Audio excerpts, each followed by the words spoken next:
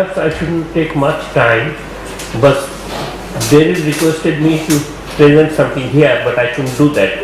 But all of a sudden I remember 10 years back in the University of Monash, I made a presentation on this ethical dilemma and research methodology. And we can see what is there and something I will include with this. And I think this is very, very important for all of you. So next. Yeah, what is ethics and values? You might ask this question because it is very, very important. So ethics, that is rules and principles that define right and wrong conduct. So when you say bioethics, it's the same ethics with bio. And when we talk about bio, then we talk about medical science and all these things. But in reality, ethics should be everywhere. In social science, everywhere. And there was ethics everywhere before medieval period. But the involvement of subjective involvement was so high that ultimately they moved from there what they call positivistic methodology. And after the introduction of positivistic methodology, particularly they think that subjective involvement is over, no subjective involvement. So whatever the research findings will come from survey or survey results, that is everything. But in reality, later on, the Cambridge school, they talk about it, blend it as empiricism. Empiricism may not necessarily be the knowledge. Say in Bangladesh, we say color of crow. If you keep on, I think, increasing your sample size, it will be black. If you 100,000 million, the color of crow will be black. But if you take some samples from Australia, then it will be white.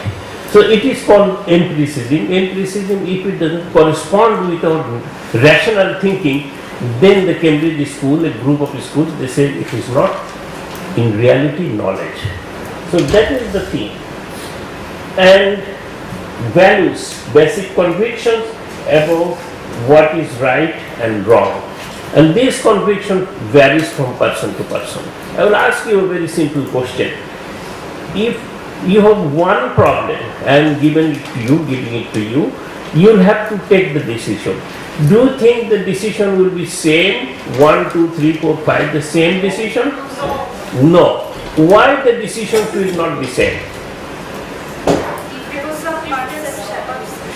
Because our values, our upbringing, our education is different. So that is the case. I should tell you one story. It is the story of 3 wise men. A wise man is passing through, and 3 children, they were fighting with a flute. You know what is flute? Bashi. So they are fighting with a flute, 1 flute and 3 boys. So a wise man passing through there, and the wise man asks, "Oh boy, why you are fighting? What happened?" And they say, 1 flute, 3 children. So it would have been better if I could have broken the flute into 3 pieces and giving it to you 3 pieces. But I cannot do that because then the flute itself will be destroyed. So what I should do? Children of the whole world, they have the right to play. So how many flutes you have? How many toys you have? So many toys and several flutes. And the second boy said, "Yeah, I have some toys." And the last boy said, "I have nothing. I have no flute, no toys, nothing." And they say, "Children of the whole world have the right to play. So you should own this flute, and other 2 should sacrifice." How many of you accept this? Is it the right decision? I think nobody can say it's a wrong decision, because behind this decision there is a value. But how many of you support this decision? Raise your hand. I want to see how many raise your hand. Yeah, several of you raising your hand. And again, the 3 children, they are fighting with a flute. Second wise man was passing through. And they say, "Oh, what happened?" And so these things happen. Okay, who can play this flute? Can you play? And first boy he couldn't play. Second boy he could play it somehow. And the third boy played it very nicely. Amar sonar bangla ami tomar bhalobashi. So this flute will be better utilized by you. You should own it. No matter how many flutes you have or you don't have. So this is the second decision. How many of you support this decision? Raise your hand if you support. Oh, several of you, many of you. Okay. Then third, again, wise man passing through, and he said that, but you cannot say the second decision is the wrong decision. You raise your hand, it's okay. The third person he was passing through, and he said, what happened? The same thing happened. Now, how this flute came here? So out of three, one boy said he climbed a big bamboo tree and cut it. It means almost half a day to prepare this fruit, other to help lead it, but he prepared it. But you should own it. It's your product. No matter. So these three decisions. So first, who accepted this? You are conceiving the value of utilitarianism. That will lead to socialism, communism, whatever it is. Utilitarianism.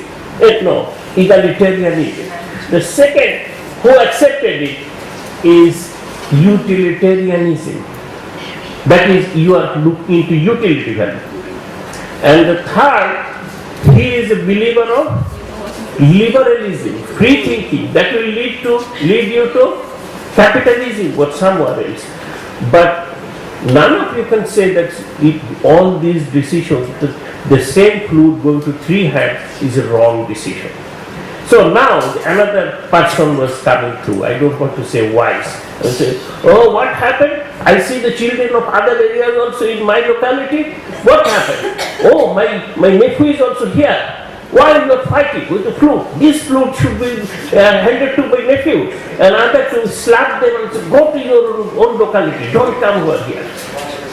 This is the fourth decision. How many of you accept this decision? Anyone? Not raising, but this country perhaps running through this fourth values.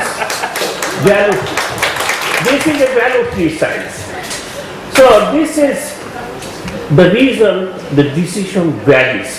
The first person who started, how many flute you have, all the children have the right, I could have broken. His research, his thinking, everything goes on this sort of things. There are two more issues for which our decision may vary, may change. One, it is not here. One, that is aesthetic issue. Aesthetic issue is very important. You see construction of a building very nicely, spending 2-3 times more money. Yeah. So some people may go for aesthetic issue and take decision on the value of this.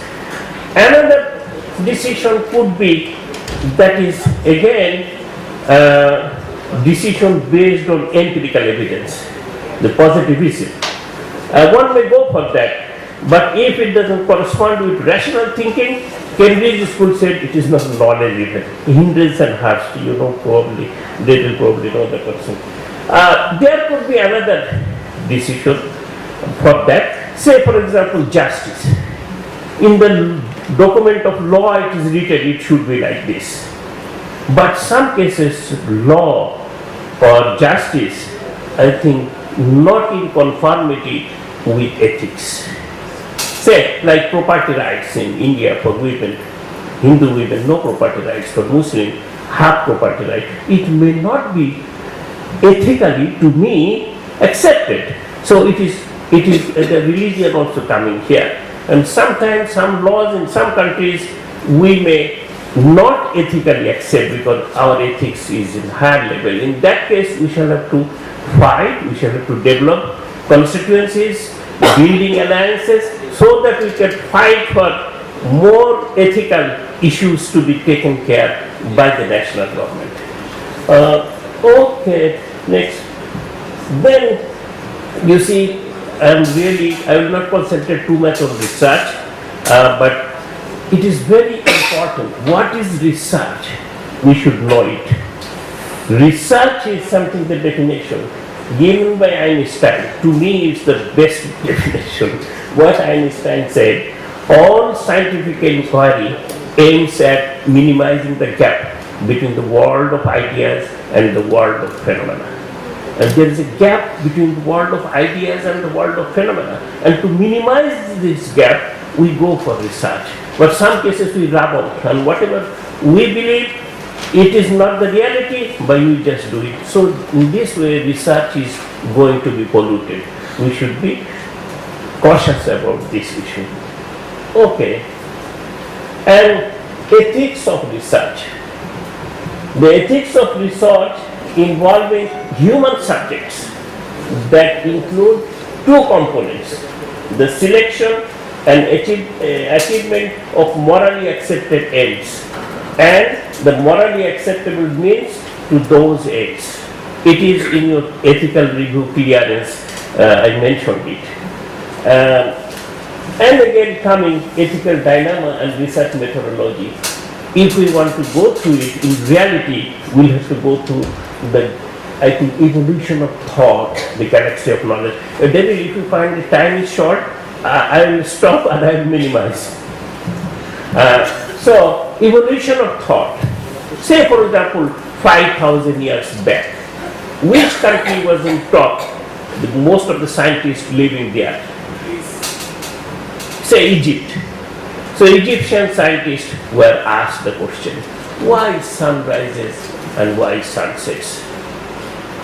And that time, most of the scientists, in front of them, gods and goddesses, nothing else, 100% subjective. And they have started doing their research, and the research findings. The gods and goddesses living in the heaven. And in the heaven, what they do, they used to pet duck. Duck used to lay an egg every morning, so sun rises, and the evening they cut the egg, and then sun sets. And oh yes, that was accepted. For thousands of years, that was accepted. Nobody asked that if duck lays 2 eggs, forget to break, then what will happen? Because evolution of thought didn't reach that level. 3,000 years back, again Egypt was in top. They constructed pyramid and so many things. And pyramid is very much dominating scientist. How it is dominating? Question was asked, why there is a day and there is a night? The answer was, sun moves around the earth, so there is a day and there is a night. And the second question is, when then in summer, days are longer and it is hot, and in the winter, days are shorter and it is cold. Why? Scientists started thinking, and ultimately come out. How this earth is standing in its own feet. It cannot stand unless it is shaped like pyramid. So this earth, the shape is like pyramid. During summer, some reason sun comes down and it takes longer time to move and it's hot. And during winter time, sun some for reason goes up, it takes less time to move and it's cold. Yes. That was accepted. So this pyramid never removed from our brain. Sometimes Marx is pyramid, sometimes Einstein is pyramid, sometimes Daryl Messer is pyramid. So this pyramid is very much influencing us, and as a result of this pyramid, our research work is to a great extent contaminated. We are far from the realities. Sometimes we only Keynes, Marx, sometimes Adam Smith going back. So this is the real problem of our research work. So Newton, I think when subjective involvement was too high, then many scientists were killed, brutally killed, and the medieval period started. And during medieval period, I think when Newton, you see, Kant and other philosophers also, they gave new insights in research. They call it positivistic methodology. This positivistic methodology is good because subjective involvement is not there. But now we see, even in the positivistic methodology, there are subjective involvement. You say in chemistry, there will probably subject is chemistry, when he is doing research and he is tasting something sweet, sour, it is in the tongue, it is reaching particular place, then he can say. And when we say leaves of a tree green, evening one type of green, morning another type, sunshine. So our subjective involvement is already there, we cannot get. But the problem, this natural science, when do their research work, they can see the data, they can analyze it, they can go again and again, whether sun sets 12 hours or 12.5 hours, whatever it is. They can test it again and again and come into it. Like someone constructing a sort of bridge, what sort of mixture of concrete, rod, cement, sand, mixture, if they're testing for thousands of years and they come into a concrete solution. But in social science, the phenomena that we deal, it's unique. It never happens again. Chinese revolution, Russian revolution, our language revolution, it happened only once. It will never come. So when we do our research, this positivistic methodology is very difficult to apply. And we need to apply some sort of social, sort of our own subjective involvement we cannot altogether ignore. This is the reality, and we should think social science is more complex than pure science. Validity of empiricism, I don't want to talk more. The validity is already can be the school challenge. Uniqueness of social phenomena that I told you. Einstein tried to synthesize by talking our ideas and the phenomena. Ideas is there, that is subjective, somewhat is there. So, particularly social science, in that bioethics conference, I repeatedly raised the issue that ethics should be everywhere, not only in bio, but Derrida is very intelligent. He said, bio is everything. Yes, bio is everything. But considering social science, economics, consider themselves as value-free science. Social science, value-free science. Whatever they will find in the data, they will represent it. No matter it is our own values, ethics is involved in it or not. So it is first opposed by N.K. Gandhi. You know N.K. Gandhi. Realized it long ago, saying, I must confess that I do not draw a sharp or any distinction between economics and ethics. The economics that permit one country to prey upon another are immoral. The economics that disregard moral and sentimental considerations are like waxworks that being like still lack the life of the living flesh. You see, as a result of this, totally discarding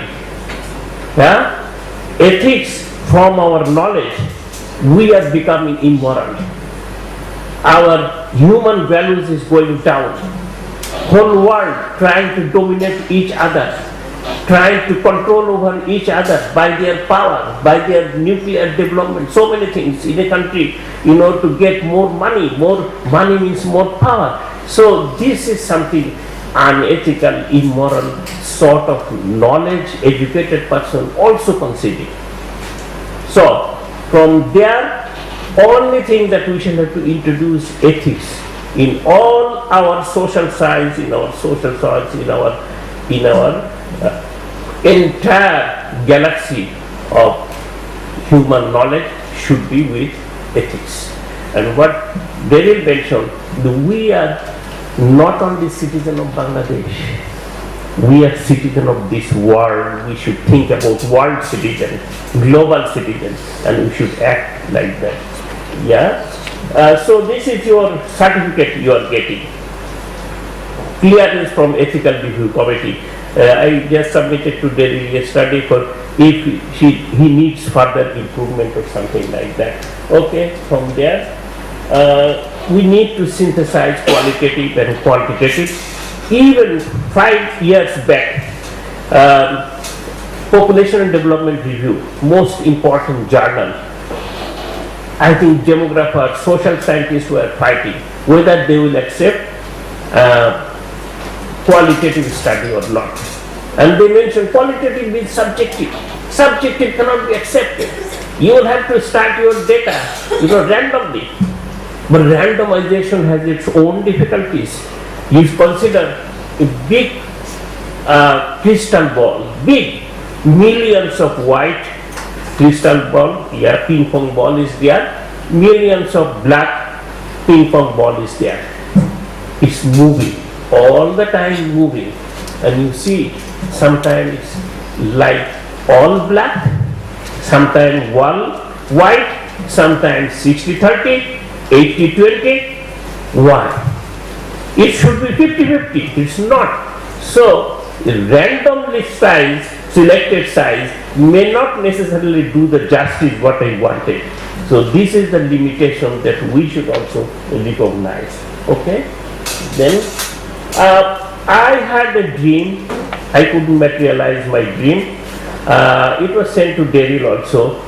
Would you kindly read the vision and mission of my dream, please? Yeah, it is here.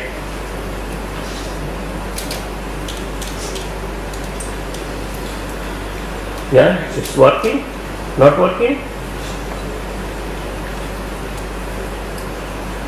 Oh my God. Yeah? Is there any other?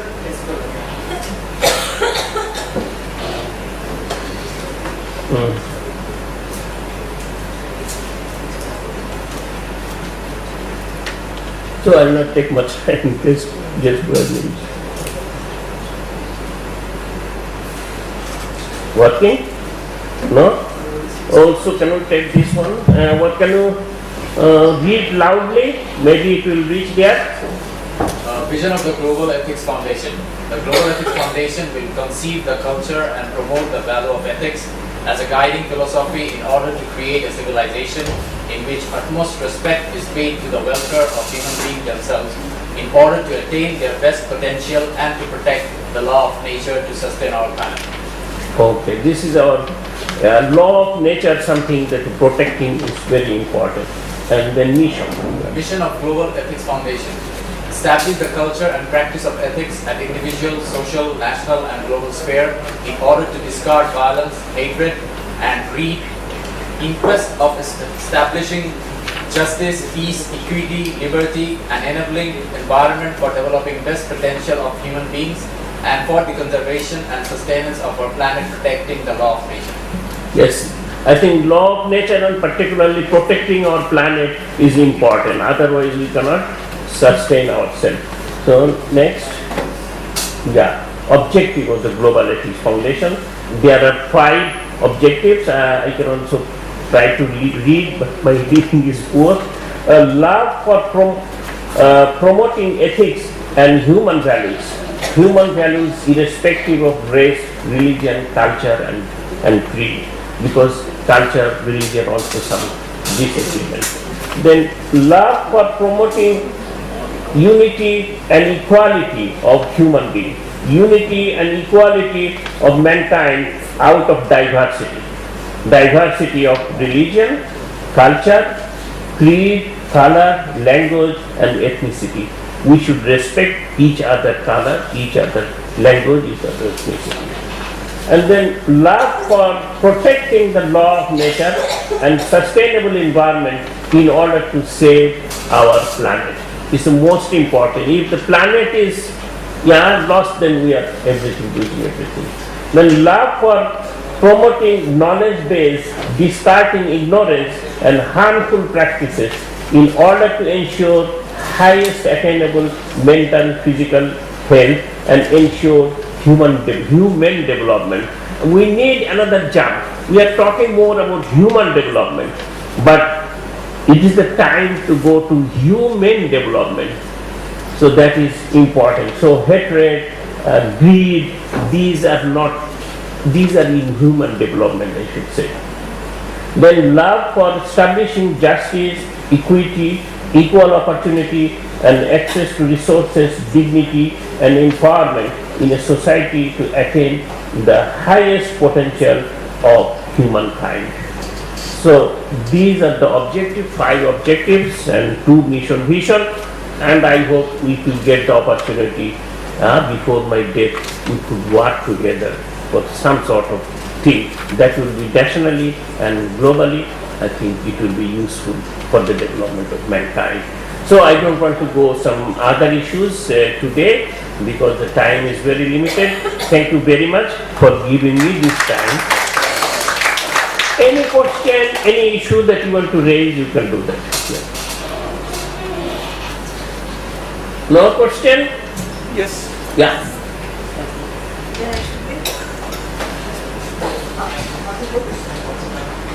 So I think I will be loud enough. Thank you, Professor. You know, the thing is like when people are very knowledgeable, they really know how to make things simple. So when you were sharing, I found that you simplified the whole issue. No? You just make it kind of move around our mind, particularly around the research thinking and all this. It's not my question, but it is just a kind of a feelings that I want to share. That I think the realization has already reached to the people level across the globe, or maybe more dispersely, may not be just collectively, but dispersely here and there. You know, people started feeling like this is such a kind of a world of unrest, you know, such a world of uncomfortability. People really want a comfort, and maybe this ethical or bioethics can really move us towards that world. And if we really go in a way that way you are dreaming, particularly putting the love on the beginning of your every word of the objectives, I think, you know, like we really want to create. The love was there. Love is there because of that we were born. Otherwise, we were born into this earth. So love is there in our every birth process, in our every, even our word born with love, I'm sure. But maybe at our way of like all this kind of, you know, development price that we are paying, we are losing our love. So we need to reignite that love, and maybe this is the way we really can.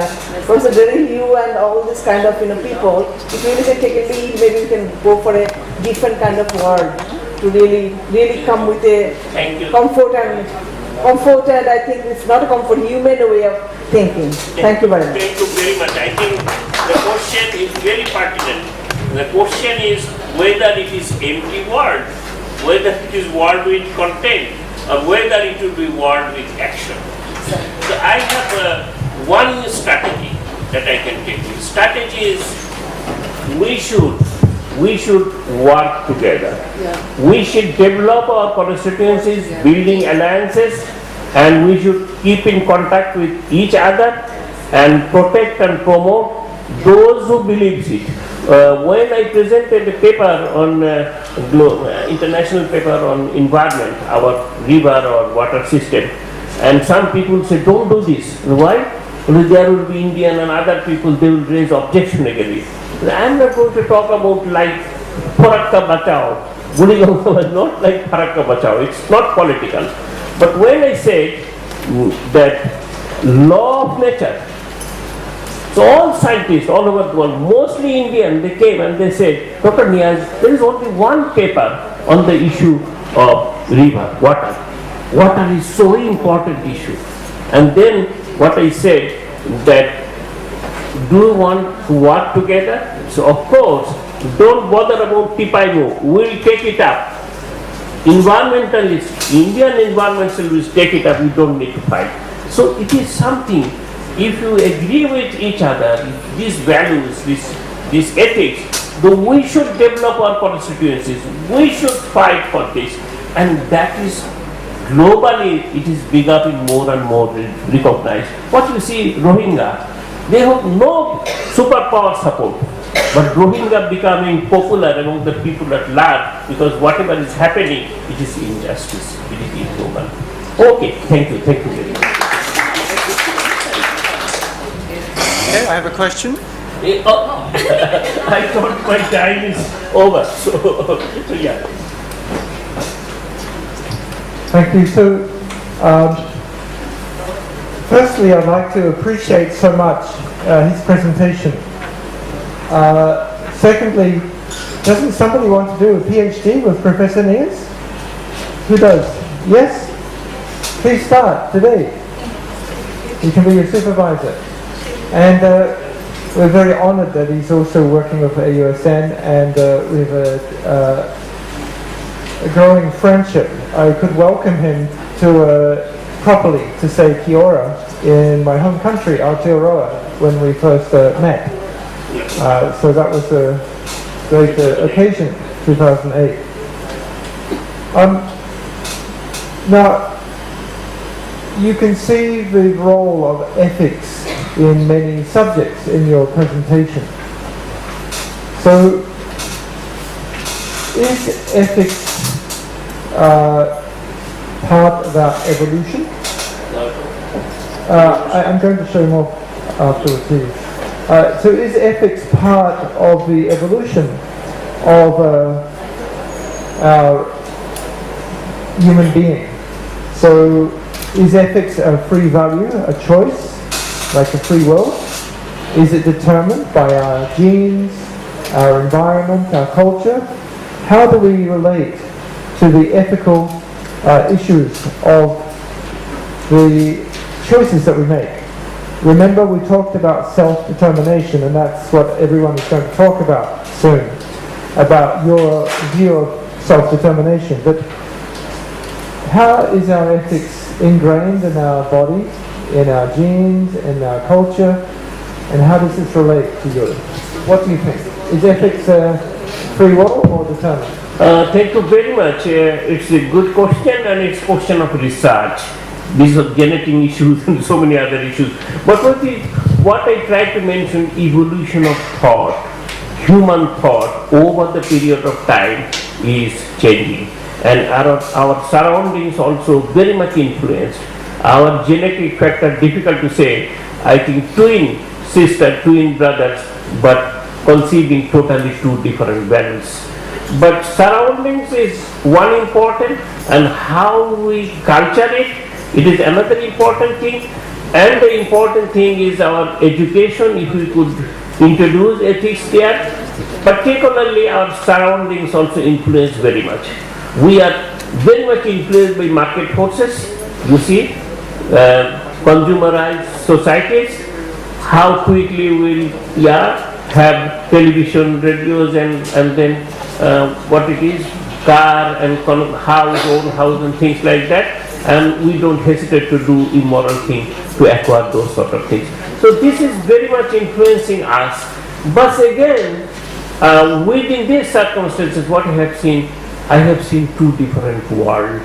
In Brussels, where I have been living, an old lady, she used to come to our house, sometimes we used to go there, and the lady and that old lady's auntie, she is again close to 90, coming and going. And my wife said, what happened to Auntie Marlene? Anyone died or anything happened? And then we came to know his son, he is doing a big job. He will have to buy a car because the son's friend bought a car, and he will be buying more expensive car and order his mother to vacate the house he is going to sell. And he is looking for a place where he can live, because old home is expensive. So he is moving here and there at the age of 90. This is one incident.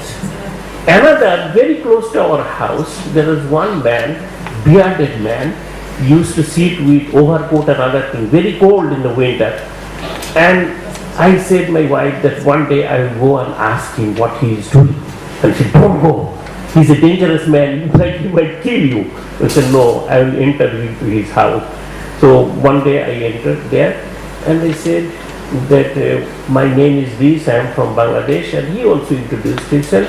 And I said, what are you doing here? Because in this cold, scorching, very sub-zero temperature, and living in this condition, if you get a social benefit, you are Belgian, you lead, quite better life. And he doesn't believe in taking money from the government. And you know what he used to do? He said, I used to collect toys for the children.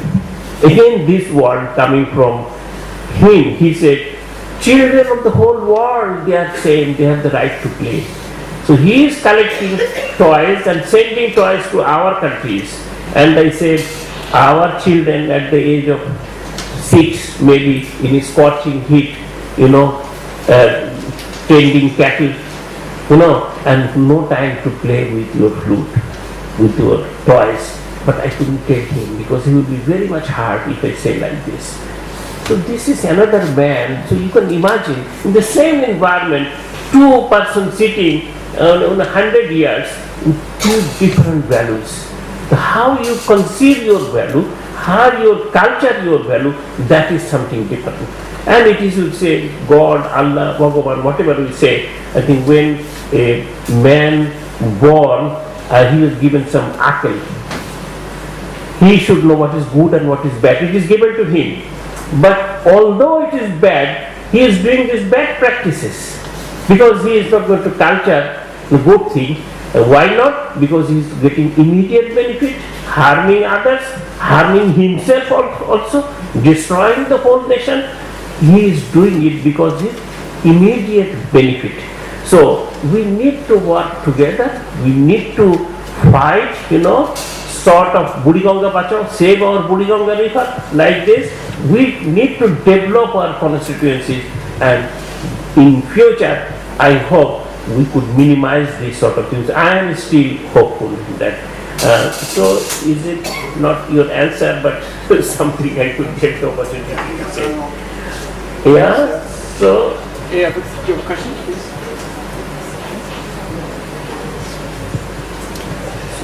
Yeah, thank you very much. Yeah.